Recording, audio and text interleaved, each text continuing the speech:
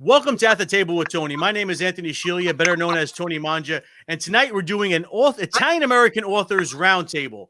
So I have the pleasure of welcoming onto the show Michelle Reale. She is the editor of Ovunque Siamo. We're also joined by Stephanie Longo. She is an author. Actually, I have some of her books here. I have the Italians of Northeastern Pennsylvania, the Italians of Lackawanna County. And we're also joined by Raymond Guarini. He is the founder of the Italian Enclaves Historical Society, and he also wrote this book here, New York City. There it is, New York City Italian Neighborhoods, along with our friend John Napoli. So, ladies and gentlemen, thank you so much for taking some time out to come on the show tonight. Thank you. Thank you, Tony. Thanks, Tony. How is everybody doing in this crazy time that we are living in? Moving through it. Yeah, exactly. Yeah, moving through it. Well, thank God we have things like this to keep us preoccupied. Last night, I was riveted on my screen for 2 hours listening to you interview Paulie G, which is a tough act to follow. Paulie G is I love Paulie G. Him and his wife Mary, Mrs. Her name is Miriam, but I call her Mrs. G. They are two beautiful people. They are Brooklyn people through and through, and we had a great time. I tell you, I couldn't even believe 2 hours. 2 hours went by like a click of my fingers. It was amazing. But let's just, I know, blink, it was over. When we talk to you. I don't think I'm that entertaining, but I enjoy doing this. So, Michelle, tell us a little bit about Ovunque Siamo. What exactly are you doing? So it's a website, right? So you do, is it a online kind of a? Yeah.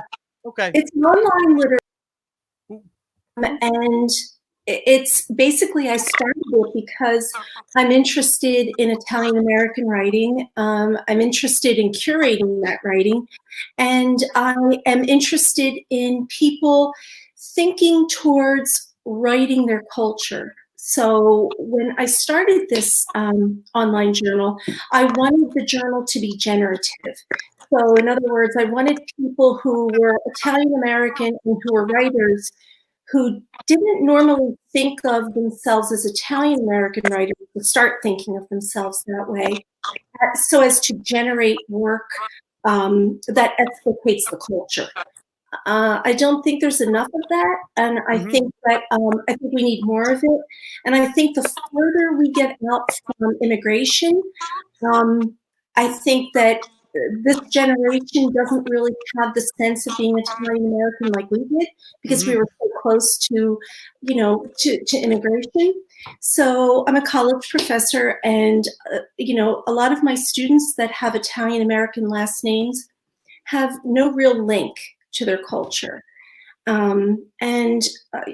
Taking on some interns from my university that have worked with the magazine who are Italian American now have this newfound awakening of their culture and where they're from, and where their families originally came from.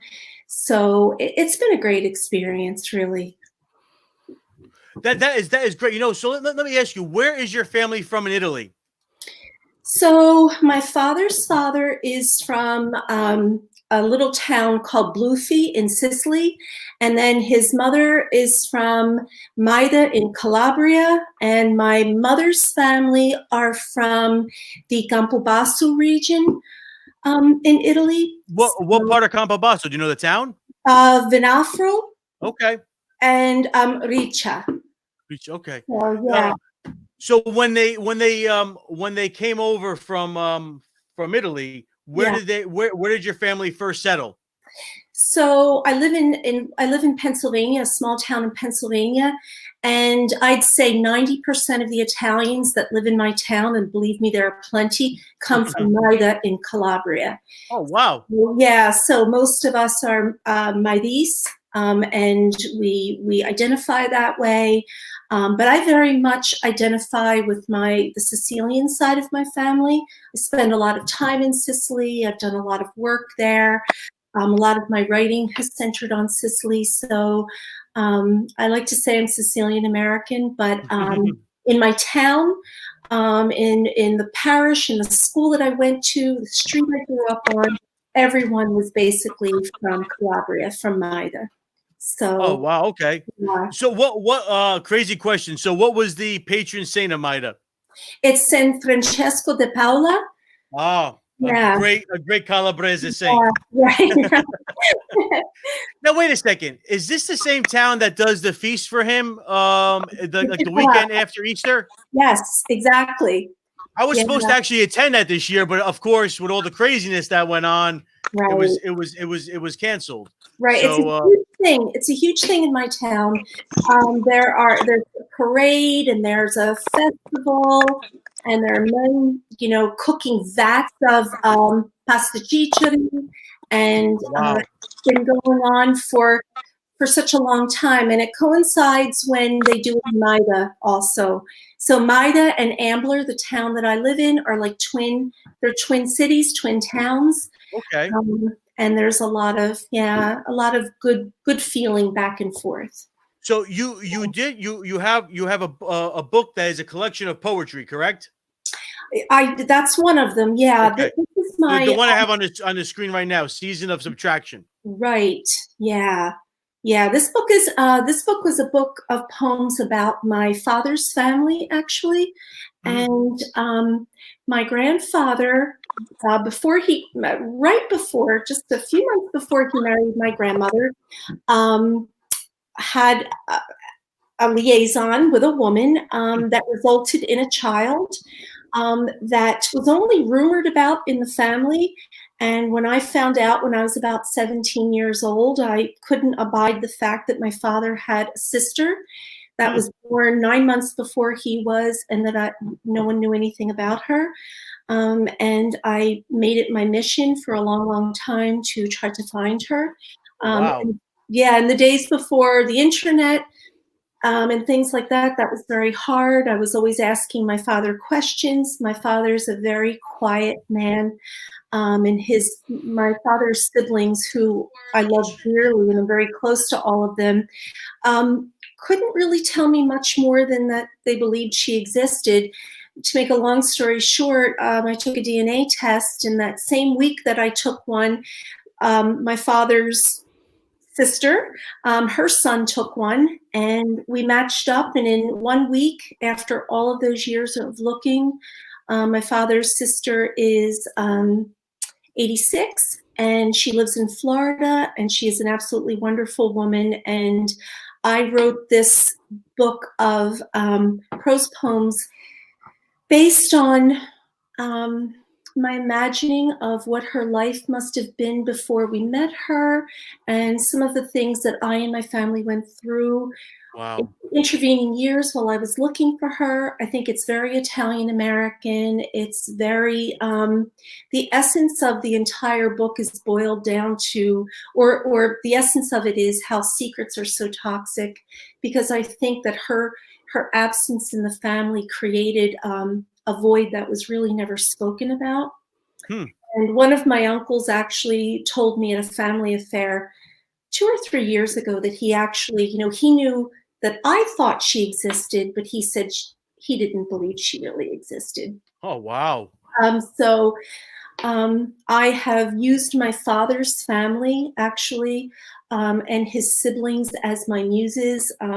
They are endlessly fascinating to me, and I think I'll probably be writing about this family for forever. They're a very complex, incredibly wonderful, wonderful family, and there's a lot lying just below the surface. So, well, I think that's true for a lot of Italian American families, or a lot of Italian families. We are complex to a certain extent. Sometimes we have secrets. Sometimes we don't always we don't. Sometimes we do wear our heart on the sleeve. Sometimes we prefer to keep everything close to the vest. But I think that's one of the amazing things of the Italian culture. And really, just to talk a little bit, I want to talk to Ray now a little bit about his book and about actually, hold on, let me see what Ray, you have to unmute. Yeah, there you go.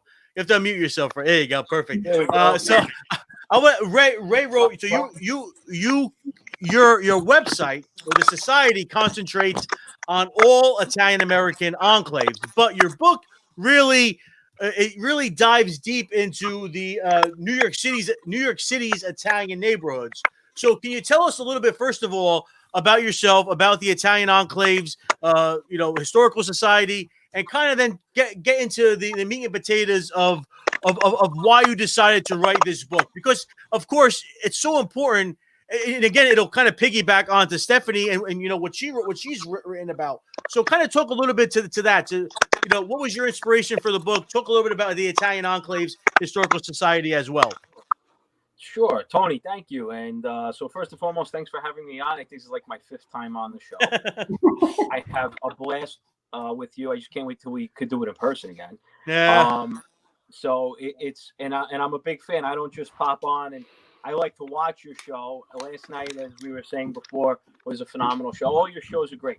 And thank you for having me on. And I'm really happy to be on with Stephanie because Stephanie and I work together quite a bit on the Italian Enclaves Historical Society. And she was actually an inspiration for actually, helping me map out a way to go ahead and create the book because of her book that we're done with Arcadia Publishing. So the way it happened, the genesis of it was just me going around the country, taking photographs of all the Italian neighborhoods simply because I live in Brooklyn. And about 10 years ago or so, we started noticing a major demographic shift, in which case, coincidingly with that, a lot of Italian businesses were closed. And so as they started to close, I wanted to go out there and see if this was happening elsewhere in other Italian neighborhoods, but also to document the businesses and the processions, all these other things that are here. And so creating the website, or I should say the Facebook page, was the first order of business that I took to. And it started to really get a lot of momentum, a lot of fans, and people were messaging me, and the feedback was just phenomenal. So based on the feedback, it gave me the impetus to keep going with it. And so I did. And in doing so, I just by osmosis met some amazing people, one of whom was John Napoli, who helped me with the book by donating a tremendous amount of time and his photographs as well. And John has a website called Il Regno. And I first started reading it years ago, and it's just an amazing blog essentially about Southern Italian Catholic traditions. And it's just an amazing source of information, of photographs, and it's just that it's one of the deepest things that anyone who's really into this culture, Southern Italian culture, even Italian culture and Catholicism, could get into. So that was, and we ended up meeting and becoming friends and doing a lot of things together. And that was, kind of the foundation of Italian Enclaves in many ways, because it was inspiring to me to see somebody out there on his spare time with a camera, not afraid to take pictures of things that were happening in an effort to document it and create an online platform. And so that was a huge inspiration. So then when I, really moved forward with it, we wanted to raise more money, naturally, to go out further and more often to see different Italian enclaves throughout the country. And there are many, many, many enclaves, as Stephanie and as Tony and everybody else that follows Italian enclaves knows. There are many of them, so many of them, that we actually don't even know the total number. We're trying to continue to add to the list. The list just keeps growing. And so in any case, I hope this is the first of many books, but I was inspired to go out into the 5 boroughs of New York City, Staten Island, Brooklyn, Queens, Manhattan, and the Bronx, and go into all of these different Italian neighborhoods. And so the first place to look was in history, looking at the churches. That was like the point of origin for all of the Italian neighborhoods. So by being able to go and establish where, or better yet, the list of all the Italian national parishes that were created for the Italian American immigrants that came here, that wanted, I should say Italian immigrants that came here, became Americans, that wanted to become part of our society, but it was so hard. Not to go off too far on a tangent, but it was a shame that in most instances they weren't allowed to worship in the same churches as the people who were here before them. That's true. So they were forced to create storefront chapels and create societies that utilize storefronts in many cases, where they could create these fraternal organizations and not only worship amongst each other in their own language, with their own customs associated with the religion, because everybody does celebrate Catholicism differently.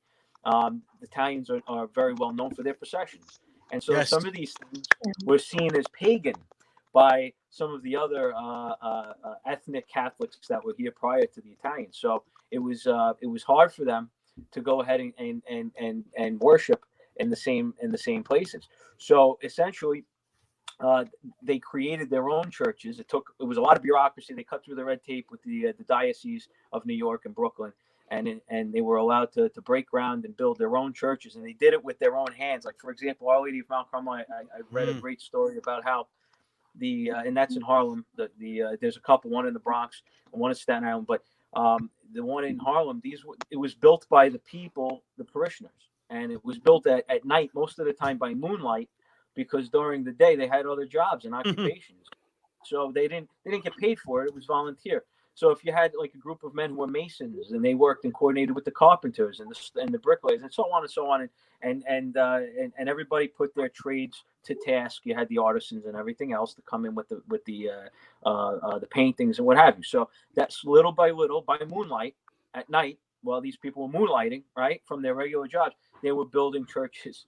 And eventually that's where the communities were rooted. So in my research, I had to really distinguish where all the churches were in order to really figure out all the Italian communities that originated. That's a great point. That's absolutely. So, yeah. And it worked out, Tony. It was amazing because it worked out in such a way where through my research, it was sad to find out a lot of the churches originally that were built were demolished in the mid 1900s. So you had like people the Italians came, they were here in the 1870s, 1880s, 1890s, and then they created these churches, they built them, and they had generations go forth with their sacraments, and everything happened here from baptism to death, all these different things. And by the time my parents were born, these churches were already demolished. Yes, that's even like what was the one, Our Lady of Loretto? Was on Mulberry Street, right? So on the north end. Exactly, that was the Sicilian church there, and then there was another one in Brownsville, Brooklyn, which was just demolished a few years ago. And I was fortunate enough to be able to take some photos of the outside of that church, but the surrounding neighborhood's gone. So good point, and that's what I wanted to mention before I stopped talking, which is that the book, by the way, isn't a complete list of Italian neighborhoods in America. In New York City. Mm-hmm. And the reason for that is we're optimistic based on the demand, based on the viewership that we have, that we'll be able to make a part 2 that'll encompass other neighborhoods that are in there. So that's not the total list, people. By the way, just so you know, there are more neighborhoods in Queens, especially, and other neighborhoods in Brooklyn, like in East Flatbush, Pigtown, and stuff like that weren't mentioned in this book that we hopefully have a chance to take photos of. But the reason they didn't make the first cut is simply because there may not be enough remnants in those neighborhoods to really constitute enough to put in for one particular book. Yes, but you know something, Ray. I mean, like you said, there are so many of these enclaves that over time that they kind of melded with other cultures, with other ethnicities, and really they just became American and less Italian. So it was kind of just they were Americans, and then they were Italian blood, but they were American, and getting the hamburgers and the hot dogs. They weren't going to the pork stores. They weren't frequenting the bakeries and stuff like that. But so I mean, really, but it still needs to be documented. It still needs to be said that okay, yeah, there were Italians that came to whatever the neighborhood is. I mean, just for example, I grew up in Lodi, New Jersey, and back when I was a kid, it was all Italian. I mean, like everybody was Italian. But as the years go on, and as the generations get a little older, they move to different towns, and of course, in the ones that die off, then it becomes then it's like a turnover in a way. So I mean, you're absolutely right. Tony, let me say, we came in contact just because our interests are so much aligned that it would have been inevitable that we bumped into each other eventually. It's great that we did. So when we did at I would say at that inflection when we were both creating our social media pages and everything, and it's funny because like you say, there's so many different transitional aspects of how a neighborhood changes and goes from being an Italian neighborhood to an American neighborhood, if you would, and it's also funny because you have like Jerry Craze, right? He's on our board. He's a very well established author himself, and he is actually pointed out that you have like these theme park Italian neighborhoods, right? Like kind of like a Disneyland Italian neighborhood, where it's like a faux Italian neighborhood. So it's not an Italian neighborhood anymore. It's not a Little Italy anymore, based on the composition of people that are there.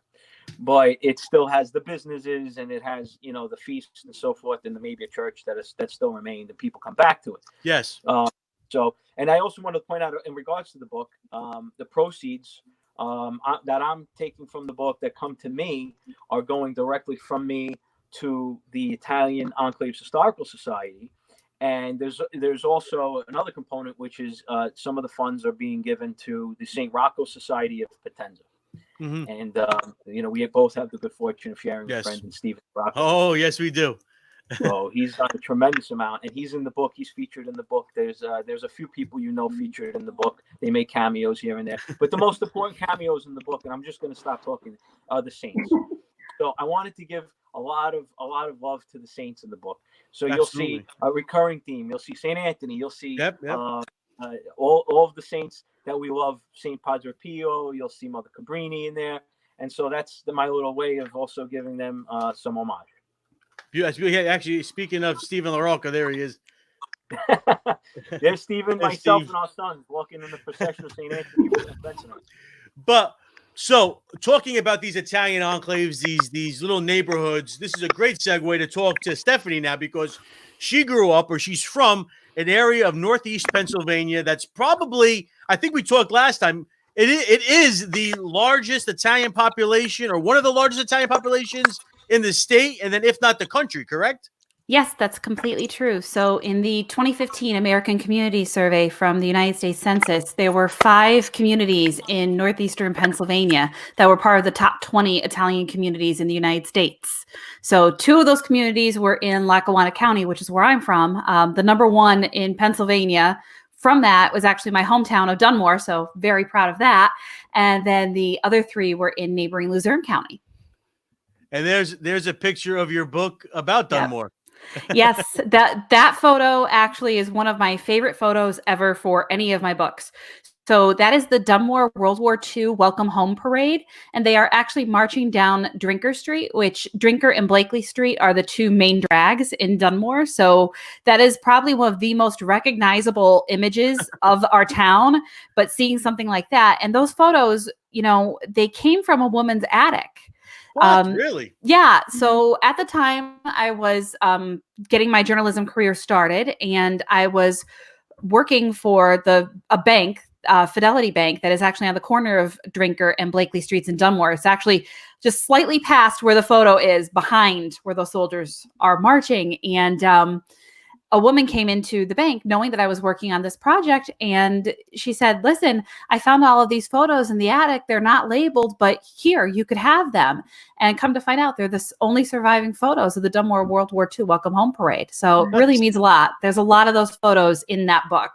I have something like that in all of my books. Like there's that random story of like that one photo. In Italians in northeastern Pennsylvania, it's the 1892 Columbus Day Parade. Those... Mm-hmm. Yeah. And I mean, even that cover photo there too, that's St. Rocco's in Dunmore. I mean, there's so many different stories behind the photos, and it's a wonderful thing to be able to tell those stories. I think it's so important that sometimes, you know, some people, they just say, "Oh, it's a photo, I'm going to throw it out. I don't need a photo. It's a photo." But really, it's so important to preserve these photos. I mean, I'm constantly going through old photos, and I'm taking pictures of them just to have them on my phone. I think that you posted something I saw a while back, maybe a couple of weeks ago, about the My Heritage that lets you colorize pictures. So I've been playing with that like crazy.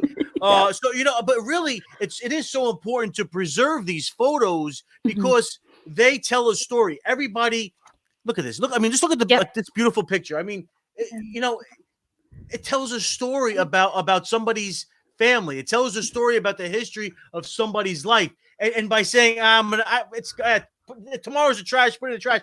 It's literally saying that they're throwing out their past. But what I think that what all of you are doing, to a certain extent, is, well, not to a certain extent, you are preserving the past for our future. It's 100% true. You know, Italians in northeastern Pennsylvania was a very particular book with trying research done. different in northeastern Pennsylvania in that at the time. So that book came out in 2004. So it was the year after I graduated from the University of Scranton. That book came out. That was actually part of my master's thesis in history with an Italian American concentration.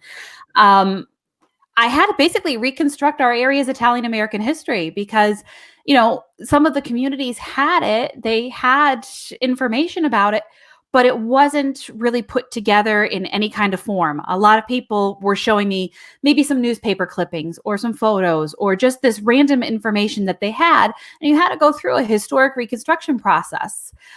You'll see in that book, there's a lot of photos that I got actually from museums. You know, people that maybe found them in their attic or found them just lying around. Those 1892 Columbus Day photos, they're probably, you know, besides the Dunmore ones I just talked about, my favorites. Because at the time, I knew that they existed because my internship for my history master's degree was actually at the Pennsylvania Anthracite Heritage Museum. And my job was to help catalog all the stuff that they had. And the one day I kind of got bored and was going through archives and was like, oh, let me look through old photos. I love looking through old photos anyway. And I was like, this is really cool stuff. And I saw the 1892 Columbus Day photos, and the Anthracite Heritage Museum, when it came time for me to do this book, helped me get in touch with the original owners of the photos. And they were more than gracious, the Riggy family of Dunmore. And they helped me get, you know, the copies of them. And they were fabulous about the whole thing because they wanted other people to see them. As far as we know, they are the only two photos in existence of the 1892 Columbus Day Parade in Scranton. Wow. And that is considered Scranton's largest parade ever. And I think I told you about this the last time that we spoke. Scranton is known for its St. Patrick's Day Parade. We have the third largest St. Patrick's Day Parade in the country. And according to Scranton Times records from October of 1892, when this event took place, that was even larger than our largest St. Patrick's Day Parade. Really? Yes. It's pretty crazy. So Scranton police actually considered opening up fire hoses on the crowd because the crowd was a surging mass of people, they said, that they couldn't get through and it was turning into a fire hazard. The police actually had to go on horseback and cut through. And if you've ever been to downtown Scranton, some of this kind of shocks you when you look at our downtown because you're just like, how did all these people fit? But it was basically clogged up with people. There were so many people there. And the thing that I thought was the coolest, and I wish there was a photo. There's an actual drawing in one of the Scranton newspapers from 1892 of it, but I want to see photos if they exist. So if anybody's out there and they have these photos, please let me know. They actually took the buildings in downtown Scranton, and all of the buildings were decorated with Italian themes. Wow. And there were actual buildings. The Samter building in downtown Scranton actually took the Columbus statue that we have on Courthouse Square and did a miniature version of it. The Columbus statue was actually dedicated during this festivity. So, you know, that was part of it. And they had this amazing exhibit. And supposedly the Samter's building had the most beautiful of all the exhibits, but unfortunately there's no photographic evidence. I even know the developer that is redeveloping the building, and I've worked closely with the woman who's in charge of the building now. She oversees it, and they tried seeing if they could find it through archives, and unfortunately there's nothing that exists of it, which is a shame. So doing work like this where you're able to preserve at least something for somebody, so you could say, hey, this event happened and it was historically significant to our city, it's important. Oh, it absolutely is. You know, and I think that's what you're doing by writing these books is that you are preserving this history, and that if people are out there, like you said, hey, get in touch with all you guys. I mean, if you if you have information about, you know, a little known Italian enclave in wherever. I mean, really, there's Italian enclaves in places I mean you wouldn't think of, like Omaha, Nebraska, and you know, I mean, just like, you know, places that blow your mind that there's Italians here. Yeah, there are Italians here. So, Michelle, talk a little bit more about Ovunque Siamo. So, if somebody wants to write for your journal, what are the requirements? So basically, because it's a literary magazine, it's just like any other literary magazine. You submit your work for consideration. So we accept poetry, art, creative nonfiction, fiction, any genre of writing. And basically, we have a submissions page, and people who submit should send it to the appropriate editor. We do book reviews. Actually, Stephanie was my wonderful book reviews editor until she got this wonderful new job, and she had to leave us. But she brought a lot of wonderful authors and books to Ovunque Siamo that we reviewed. So we review books. We have some in-house reviewers, and then sometimes people will pitch reviews. But you submit and we try to get back to you within 5 days. I have a wonderful poetry editor, Chad Frame, who's an absolutely stellar poet, a wonderful editor. Jennifer Martelli is one of our reviewers. George DiStefano, a wonderful, well-known journalist, who also reviews for us. Theodora Petrona, my cousin Pat Singer, Pat Messina Singer, who is our in-house illustrator, illustrates some, a piece that I have accepted, and I'll hand it over to her and say, illustrate this in whichever way you want to interpret this. So we have some in-house people, but otherwise, you just submit, and we consider your work. And we can't accept everything, but yeah. How can people then submit? Through your website?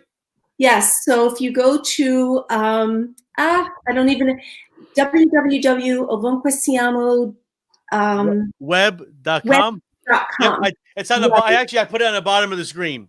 Right. We even have a podcast, which is run by Mike Fiorito. Okay. So what he wrote, Call Me Guido? Was it Call Me Guido? We actually published my press, actually, Ovunque Siamo Press. That was the first book that we published, was Mike Fiorito's Call Me Guido, which is a book of amazing Italian-American stories. He's been an amazing addition to what we've got going. He has, yes, that's his book. He's a wonderful human being. He does so much for the Italian American community, just like Stephanie and Ray, curating the culture, always willing to pick up on some aspects or nuances of the culture that sometimes get forgotten. I just want to say something about the work that Ray and Stephanie are doing with their books, which is, to me, so important, which is why Italian-American writing is so important, because, generations ago, Italian-American history was unwritten by anyone. So if you had immigrants coming over from Italy who were, what they would say unlettered, who couldn't read or couldn't write, and were pretty much on the lower rung of society, no one really cared about their history. Gay Talese, the writer Gay Talese, who wrote Unto the Suns, is from Maida in Calabria, where my family is from. In fact, the whole first half of his book is about the immigrants who came from Italy and settled in my town and basically built the town from the ground up. But there were not many people who were documenting these untold lives, which is why I'm so interested in my family and the Italians in my town, because those that came before us paved the way, but it was largely unnoticed and undocumented, and no one talked about it. And we're here to change that, those of us that can. Let me ask you, why do you think it was? Why do you think that they were afraid to, I guess, either write about it or to talk about it? What can you kind of give me what you think the reason was? I think they suffered a lot of hardships. I think there was not the luxury in life. I know with my own family, and I grew up in an immigrant, a very largely immigrant community, an immigrant parish. In my grade school, probably a huge percentage of especially in the 70s, were immigrants right from Italy. I think life was pretty hard scrabble. I think that you didn't have the luxury of writing about, people weren't writing in their journals. And one of my relatives from Sicily said to me that when my great grandmother left to come to America, that they lost touch. Like her family, she remembers her mother-in-law saying, "We'll never hear from her again." If my great grandmother couldn't read or write, there was not even any way of keeping in touch. It was just survival every day. There are exceptions to that, of course, but they just didn't. Just a quick story is when I went to Italy on my honeymoon. My mother-in-law, I was reading a book one day, and it bothered my mother-in-law a lot. So every day I'd read a little bit of this book, and she said to me finally, it bothered her. It seemed to have my nose in a book was a waste of time. It didn't make it. She said it doesn't make anything. I never forgot that. I was very young. I never forgot that. So there's that mentality of the people who do the reading and writing, and then there's us, and we do the hard work. Yeah. Also, I know in my father's family, my mother's family too, you didn't talk about your life. Like I'll grill my father, and I've grilled my father's sister and his brothers about things in their life, and there are a lot of things that they don't know, and there are a lot of things that they know and they don't want to say because there's that culture of silence. When Mario Puzo got his big contract for The Godfather, and he told his mother, the first thing she said was, "Don't tell anyone." Wow. It's that there's a culture of silence. So yeah, I mean that's very true, because I think that even like they wanted a lot of us to I guess to kind of maybe not be like I guess too American or too right. We still had to kind of be, but I was actually the first of my family, of my parents, to graduate college. But and again, like you said, there is a lot of mystery and secrets to our families, because even like I constantly do genealogical research, and just recently, back in late last year, I reconnected with my family in Sicily. The last time anybody had any contact with them was in 1973 or thereabouts. So you're talking over 40 years because and I talked to my cousin. She says, for years I've been looking for my family in America, and I couldn't find anybody. Wow. And then once, so people can say what they want about Facebook and social media, but there is some good that can come from it. And I think that what all you guys are doing, guys and gals are doing, is really, really promoting our culture and our heritage through this means. Again, I wouldn't know any of you if it wasn't for Facebook. So I think that really is a testament to social media, and that it does bring, if it's used for the right thing, it will bring people together. And I think, Ray, I think that you have to just unmute your mic, Ray. I want to point this question to Ray. Ray, do you think that people are into this whole social media and being able to follow the Italian enclaves on Facebook, Instagram, Twitter, stuff like that? Do you think that people appreciate all this hard work that you're doing? I don't know. If it's an indication, like the inboxes are an indication, then yes. Mm-hmm. Yeah, for sure. I've got to say, Tony, I didn't look. It's bigger than me. It's bigger than just the people involved with what we're doing. It's the whole entire culture, and so it's not hard to post photographs. It's hard to do it consistently and give context. That gets a little more challenging, but the inbox is constantly flooded with people who are thanking me and giving me suggestions and providing me with other content and tipping me off the places that I can go to and things like that. So it's definitely a resource at this point now, I'd say, where, I've been contacted by multiple news agencies, in different capacities, where it's just like, hey, put us in touch with this guy that we know you happen to know, or you featured, and that kind of thing. So it's just become a resource, and the biggest resource that I can provide is just other people.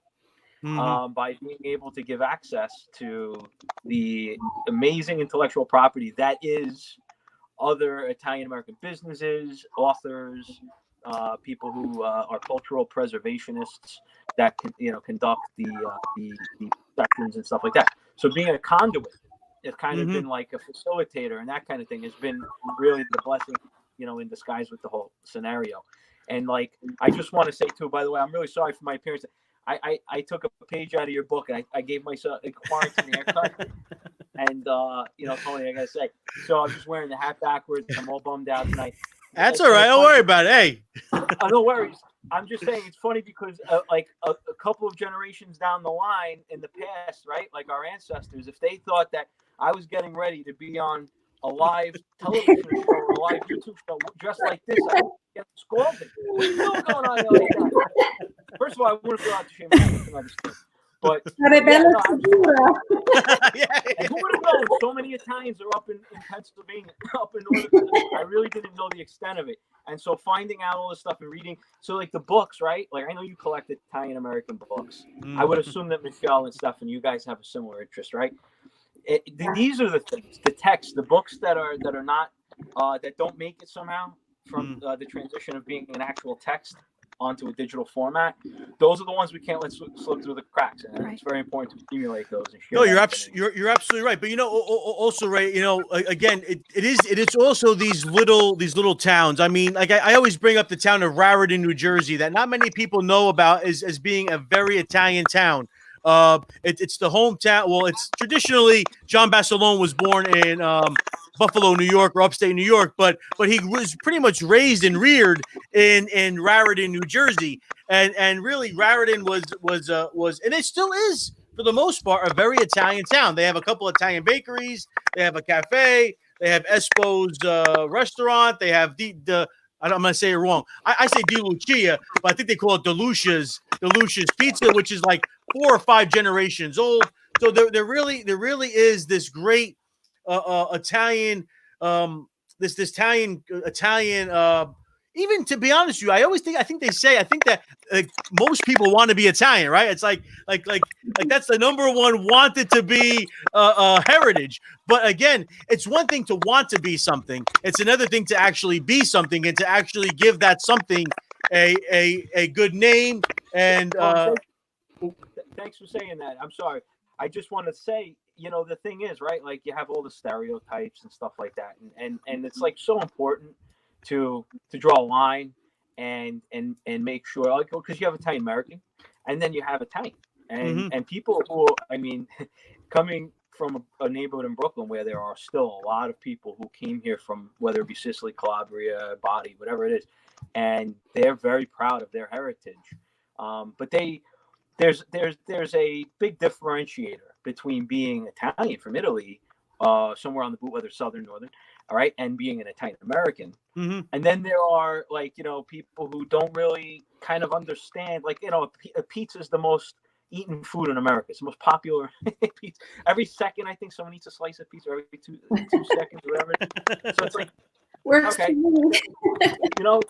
and I've got to get the name another author who I must reach out to for you to do another segment on Italian American authors. She wrote a great book, and it's the name is escaping me right now, unfortunately, because I have so many books that are like in the on plate spinning, all these different books. But she wrote a book about how like all these things in our culture and society are from Italy, and we don't know, like even dumbbells and certain things like that, like they just have their influence from Italy. But back to the whole enclaves thing, like Raritan, you'd be so surprised like what was an enclave at one point, and then it can get completely dissipated, and now it's just like it's a melting pot like everything else in America. But like I think out of any other culture, I don't know if I'm wrong here, I'm conjecturing, is that like generational kind of like pride.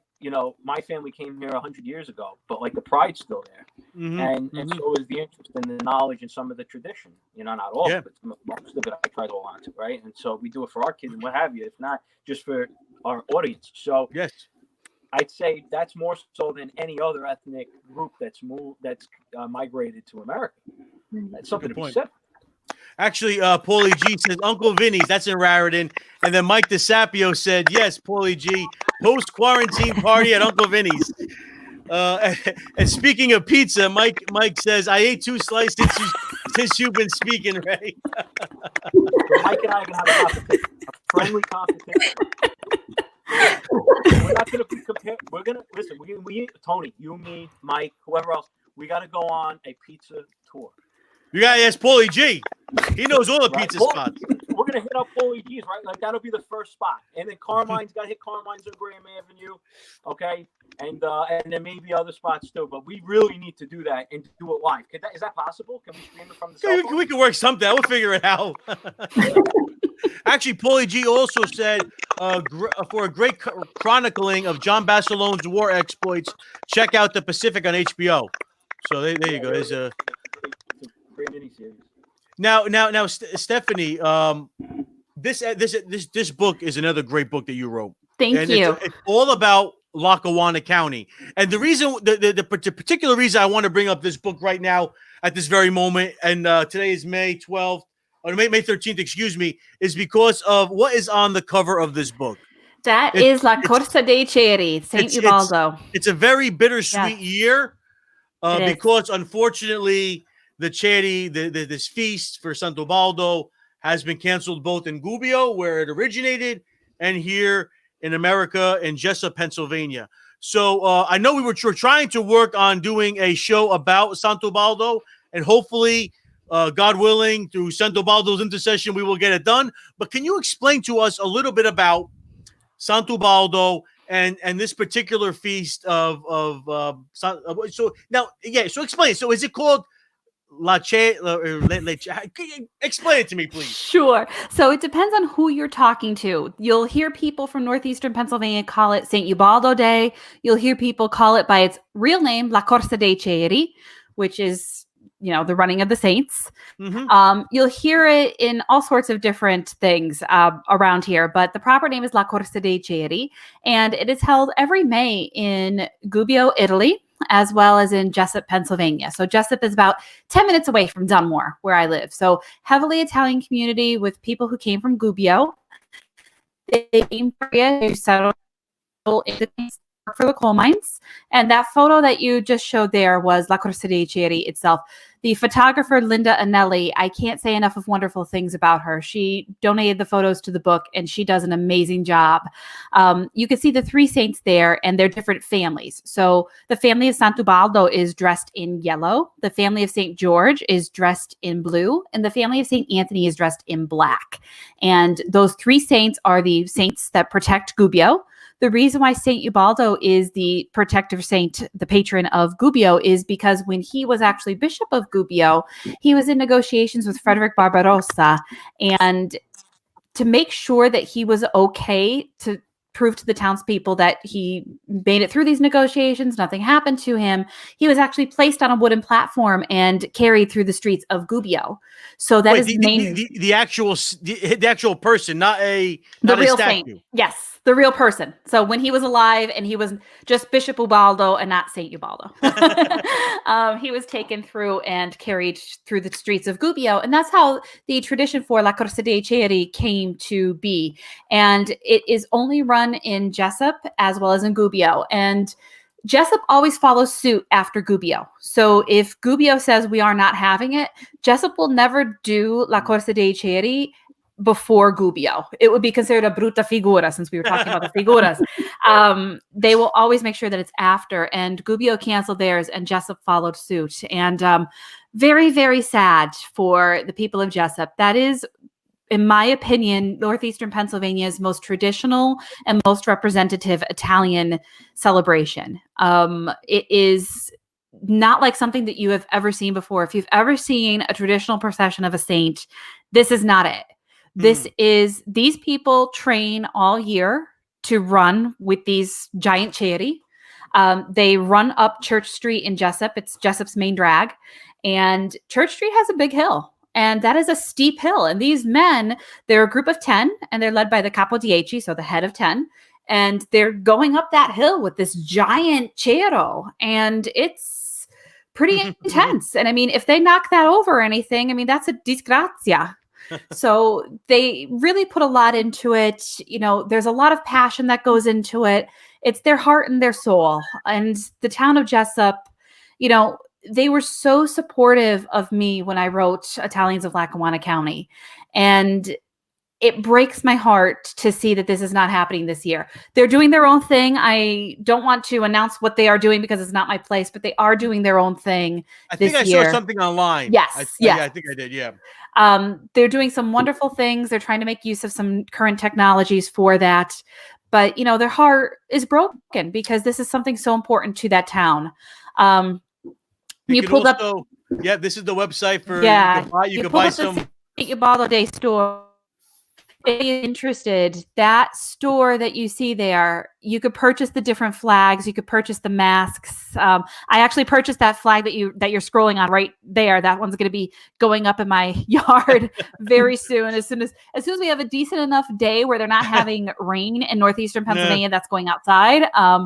We Talk Shirty. It's a local company. They actually are handling this for the group, and you know, they're doing whatever they can to have that spirit of the festival still happening. People are encouraged in Jessup as well as throughout northeastern Pennsylvania. So if you're from northeastern Pennsylvania, you're listening to this and you want to hang a flag or even just put the yellow, blue, or black outside, do that in support of this wonderful observance of Italian American culture, because to me, it really is the best one in our area. And, you know, as I said to you before in private, and I know that I've had the same conversation in many ways with Ray and Michelle, Italian Americans have to support each other. And if we don't, who will? I think that the reason why the four of us are the friends that we are is because we strongly believe in that. I would not be in the position I am in if it wasn't for Italian Americans supporting me. Dominic Candeloro and Jerry Crace are the two people that, without them, Italians of northeastern Pennsylvania never would have existed. Because Dominic is even the one who introduced me to Arcadia Publishing when I was fresh out of college. And Jerry just cheered me on from the get-go. And then the journey that Italians of Lackawanna County took me on. 2 years ago, I never would have dreamed that I would be working in the Italian American field full time. That was just, you know, I can't believe it. I pinch myself every day. I'm so happy, you know, getting to do that. But it also brought me people like you, right? People like Michelle, who've really profoundly influenced my life. And I think as Italian American writers and authors, and just as Italian Americans, we need to support each other, whether it's purchasing a book written by an Italian American author, or watching a movie that an Italian American produced, or just simple things like flying a flag in honor of a festival that may not happen this year. Well, in my case, it's not happening. St. Ubaldo is not happening this year.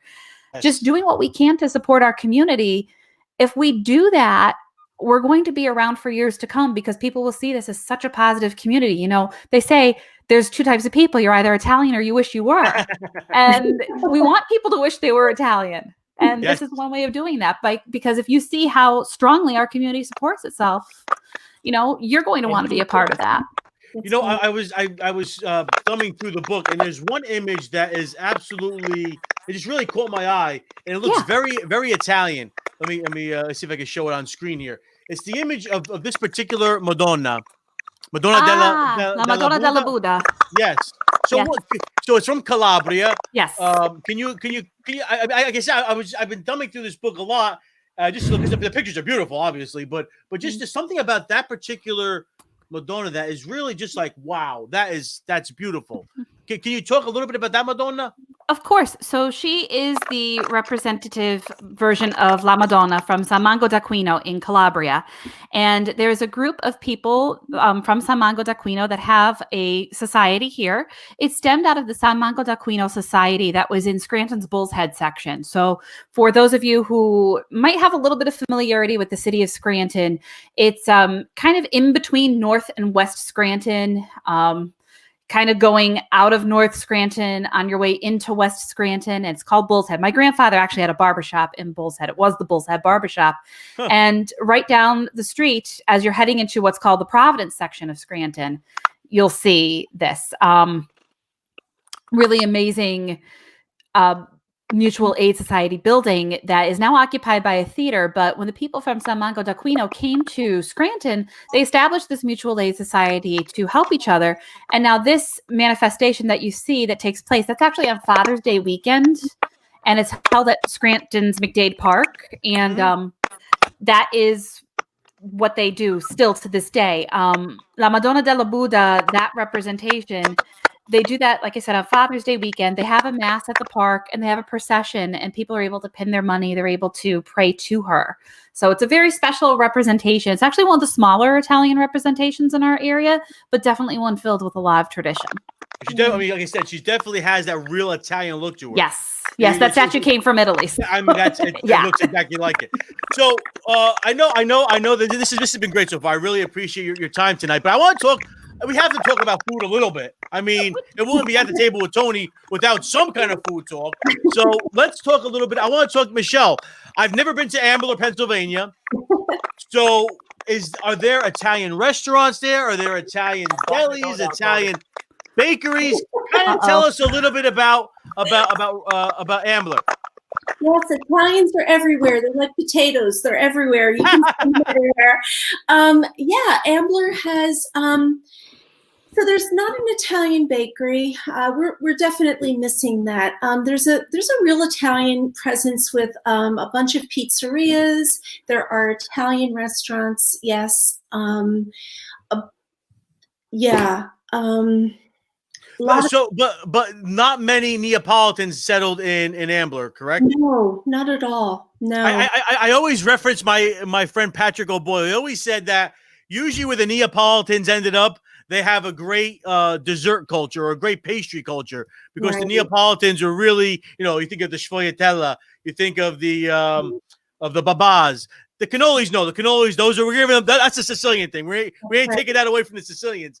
But really a lot of the, more, if it's more cookies, if it's more, baked things, those things kind of went to, the areas of Calabria, Abruzzo, places like that, and even Sicily. I mean, like I think of the quintessential Sicilian cookie is what? A cucinata. Right, the fig cookie. And I know every area calls these cookies by other names, but so what are some of your favorite Italian or Italian American dishes? Do you have something that you particularly like to eat, something that you particularly like to make? I don't know. I make a lot of Italian food. My niece said to me not too long ago that's all. She said that's all you know how to do. She said you can't say you're a great cook because you only cook Italian. I don't know. I like a lot of peasant dishes, a lot of things that don't have meat in them. We do things like string beans, potatoes, and garlic. Dandelions were always a favorite. I never made them, but my children's father, their family was big on that. In the neighborhood that I grew up in, the Italians were always, going around with their pen knives, in the cracks of sidewalks. Oh yes. It was a huge thing. What do you call that? Do you call it Turkish lettuce? No, I just called it dandelions. Actually, yeah, we call that Turkish lettuce. I don't know why. Okay, yeah.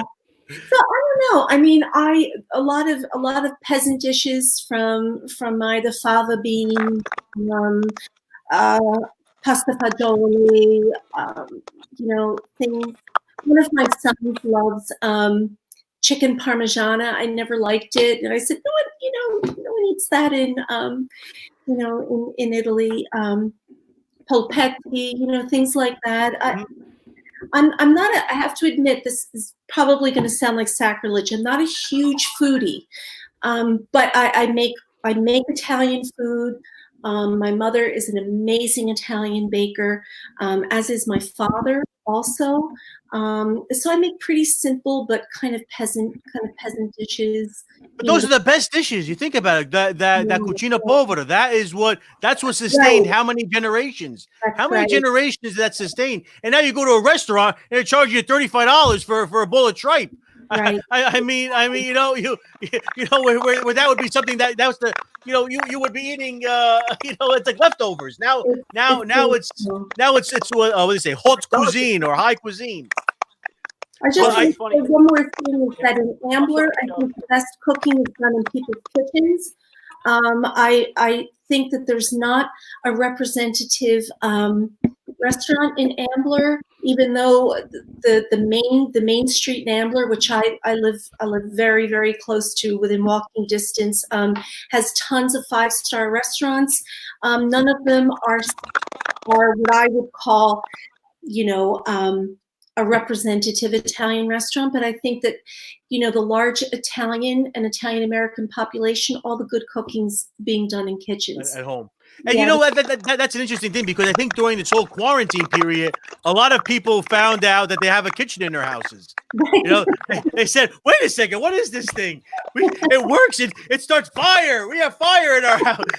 You know, but you know, it's one thing that I've been seeing all over Facebook, Instagram. People are baking that have never baked before, especially bread. That's a big thing, I know. But yeah, that's what I heard. You can't buy flour and you can't buy yeast. It's unbelievable, Tony. If you look in the New York City's Italian neighborhoods book, you'll see a lot of great leads in there. Okay, for places to go and get a good bite to eat in the 5 boroughs, and that's not nearly, you know, touching really the tip of the iceberg. There are so many places in the 5 boroughs that have been here for over 100 years.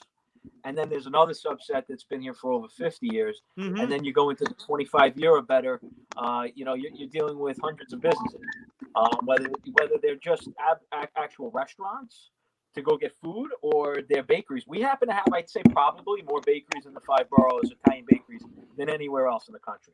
Mm-hmm. And you know, I remember as a kid, you know, I would get, I would have to go up as an altar boy to church, but after church, my responsibility was to stop off at the bakery and bring home bread. But there was a different bakery for bread, as opposed to where you get your cookies. And, you know, you wouldn't get your cookies at the same bakery that you get your cannoli from, or other pastry. You know, you go to a different pasticceria for that. So it was like within a 3-block radius, you had the fishmonger. You had the pork stores, or more than one pork store. So you had multiple bakers. You could get different loaves of Italian bread. You go here for semolina bread, and you go there for lard bread, and so on and so on. So it's like, it's really a testament to the fact that this area in the 5 boroughs, especially, you know, Bay Ridge, Bensonhurst, Dyker Heights, had, you know, per capita the most Italians anywhere in the country, by a long shot. And so like, you still have remnants of all those businesses in little pockets. And like, as opposed to having, like, you know, homogeneously Italian neighborhood anymore, because you don't have anything like that anywhere, really. I mean, virtually nowhere. Yeah. In America, you have like these little pockets. So, but like, it's great to go for a little walk now. So I take my son, and we go look at where do you want to go? Oh, let's go here, and he'll know the restaurant and the plate to get at that restaurant. But if you mention like a certain restaurant to him and say, "Oh, we're gonna get this," he'll look at you funny. Like, you don't get that. You don't get, you know, whatever the plate is. From the mouth of babes. So that's the thing, right? And it's like, so I came to say that we can probably take the best plates from all our favorite restaurants, right? And if we put them all together, we'll have the best Italian restaurant. That's a good point. But you're absolutely right about not. You should. I mean, not you should never. But you, if you want bread, you want semolina bread, you go to the bread bakery. If you want a cannoli or cannolo, you go to like the place like Villa Botta that makes amazing cannoli. So really, it is important to kind of. But again, I think that harkens back to the old school, back like in Italy, because you would go to the fish shop to get your fish. You'd go to the meat shop to get your meat. And really, everything had its place. And now, with all these supermarket society that we live in, it becomes very hard to kind of to recreate what we had years ago. But Stephanie, I know there are places in Stratton, especially it's in your book. I know I saw it here, and I want to go there. I hope he's open. Catalano's. Yes. Such good stuff. We are lucky. We have so many amazing Italian grocery stores and things here. But I have to say, I have 2 words for you when you're talking about Italian food, and it's Old Forge. I know, the pizza capital of the world. Yes. I mean, come on. They have that trademarked that they're the pizza capital of the world, much to the chagrin of the city of Naples. The Old Forge pizza is iconic here. And the really crazy thing is that Northeastern Pennsylvania itself is a pizza capital, I would say, in the United States, because no matter where you are, there's a different pizza. It's crazy. In Dunmore, we have it one way. My mother and I were talking earlier today. We were thinking about going down. There's a pizzeria in Luzerne County that we've been going to since I was a kid, that she's been going to since she was a kid, called the Victory Pig. And their pizza is fried at the bottom. And it's like a Detroit style, but like accelerated is the best way to describe it.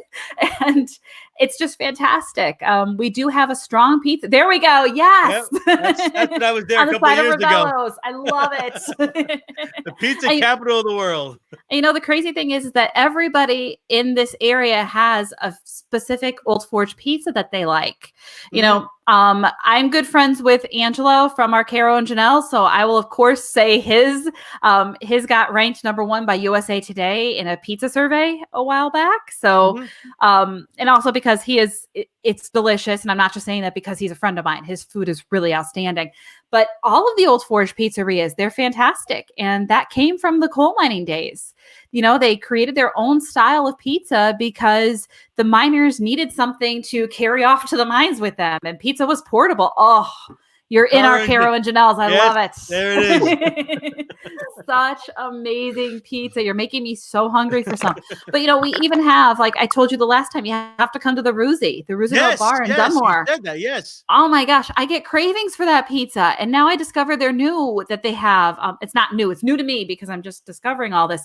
It's an old-fashioned pizza that's kind of like the tomato pies from Utica that they do. And I'm just like, great. Now I can't go there without ordering a tray of each. Like, what is this? And of course, in Northeast PA, we call it a tray of pizza.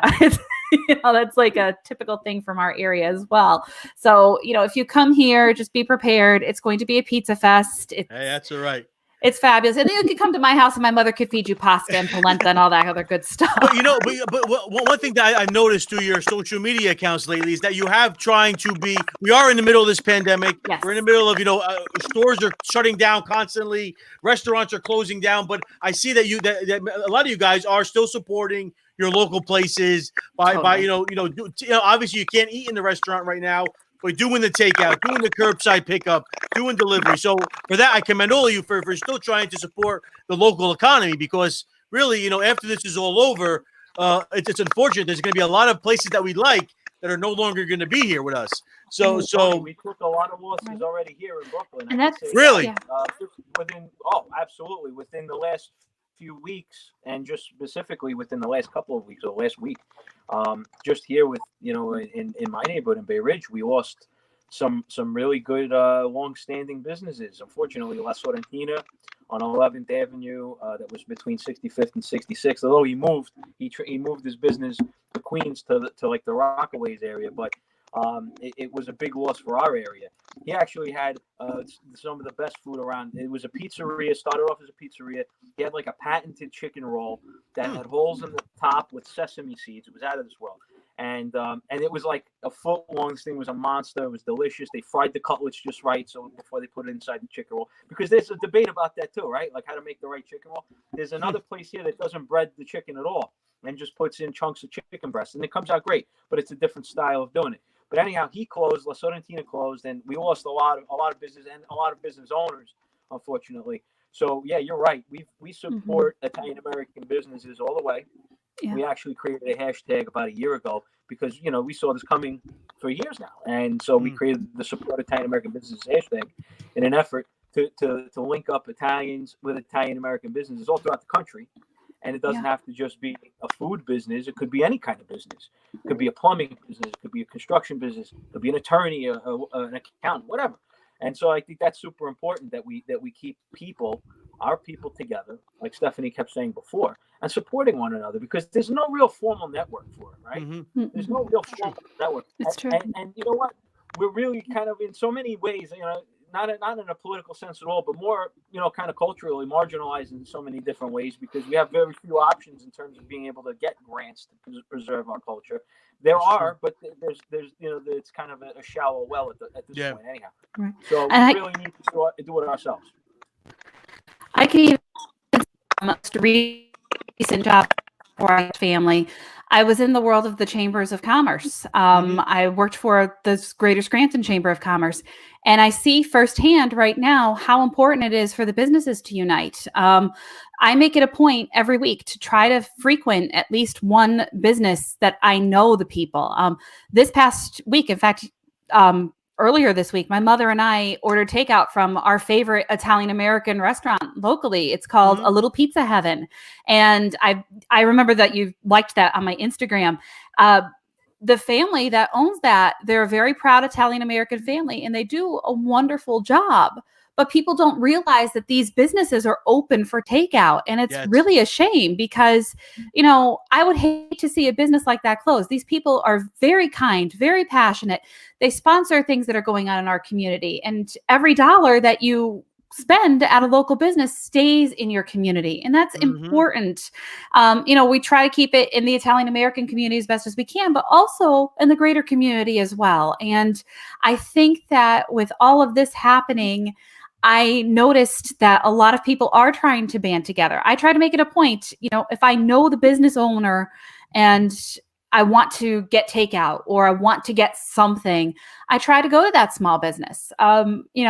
My life would be miserable without a Little Pizza Heaven because I think they make the best cannoli in the area. I want to see that business succeed. They're kind, good people, and they deserve that. And I'm sure that Michelle and Ray and you too, Tony, all of you could speak for your respective areas. That there's that one business that you would be like, the patchwork of my area wouldn't be the same without this business. So I think that we need to stop and really reflect and think about that business and try to support them as much as we can. So whenever I do purchase food, I try to Instagram them and tag them.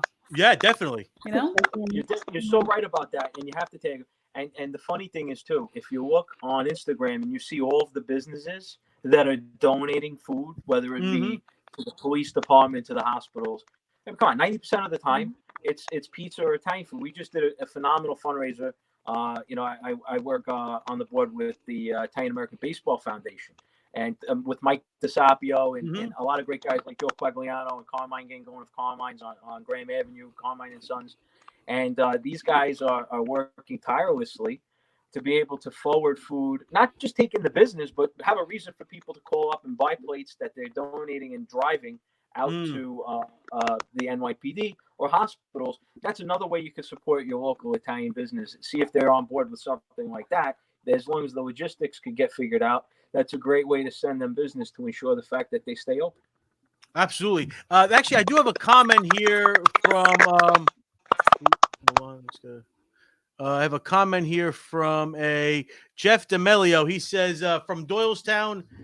Been on Butler and Lime Kiln Pikes. I don't know exactly what that means, but is Doylestown a large Italian area? No. I know it's a large Polish area because they have one of the most beautiful shrines dedicated to Our Lady of Czestochowa. If you ever get a chance to get out there to see it, it's actually a replica. I know we're talking about Polish here, but it's a replica in the basement of the shrine in this church. It's a replica of what's in Jasna Góra in Poland. It's spectacular. If you can ever get out there to see it, it's one of the most beautiful churches I've ever seen around. But again, it's not Italian, but it's still part of the faith aspect of At the Table with Tony. But ladies and gentlemen, again, I want to thank you so very much for coming on the show. Before we conclude this evening, I want each of you to just tell us a little bit more about how we can find you, about your books, about your websites, and about. I think the last question I want to say is, what can we do to nurture future generations of Italian American, particularly writers? That's the question. So, Michelle, I'm going to start with you, please. Yeah, I'm on Facebook, Michelle Messina Reale, Reale. I connect with a lot of people there. I also have an author page there. You can just look up Ovunque Siamo on Google, and the publication will come right up immediately. Contact me there. We have a submissions page. Friend me on Facebook, communicate with me there. And I would say that writing begets writing, Italian-American writing begets Italian-American writing. Support people who are doing it, mentor them, nurture them, buy authors. Stephanie and Ray were right. You have to show your support that way. You've got to purchase the books. You've got to show up at readings. You have to mentor people into it. You have to share your culture with your nieces, your nephews, the young people coming up now. Join societies, support your parish if that's your thing. Be a part of a culture that is living and breathing, and that has a long, wonderful, illustrious history. And don't forget where you came from. Know where you came from, and let that be your guide to where you're going. That's beautiful. Thank you so much, Michelle. Ray, you got to unmute yourself, Ray. Oh, sorry, Tom. Okay. Sorry about that. Okay. You go on and off. I apologize. So you guys could find Italian Enclaves on Facebook at Italian Enclaves, ENCLAVES, or on Instagram at the same. And we have a website that's being developed and under construction right now, and hopefully gain some momentum, which it is. And that's ItalianEnclaves.org. And as you were speaking before, Stephanie, I pulled up Catalanos. Now I'm getting hungry again. They're calling them hoagies. We had this thing the other day. Like, are they hoagies? Are they grinders? Are they heroes? So anyway, it's the book is New York City's Italian Neighborhoods, and it's available at Walmart, Amazon, Target, many other stores. And unfortunately now with the pandemic, I think the safest way to order it would be either directly from Arcadia Publishing or on Amazon or Target. And I'd like the takeaway for tonight to be, yes, support each other, support Italian authors, support Italian businesses, but to get out and write and create a book is a little different than wanting to. So sometimes where you find the want to, you have to also find the how to. And so in order to do that, I think the biggest takeaway is to follow through with your dreams, write down goals, and actually hit those goals, and create a network of people around you that you could tap as resources that could help you and give you information and keep you encouraged. And just like Stephanie mentioned before, she had Jerry Craze, and I was fortunate to have Stephanie and John Napoli. And so giving yourself mentors or people that you could bounce ideas off of that are going to keep you motivated and encourage you and not discourage you, that's the most important thing. And the second aspect of that, the second piece on that, is to make sure you actually execute.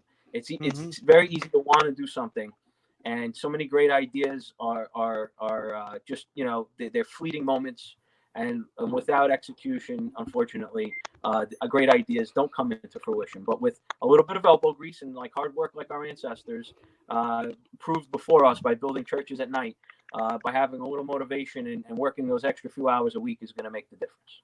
Absolutely, you're totally right there, Ray. Absolutely, and Stephanie.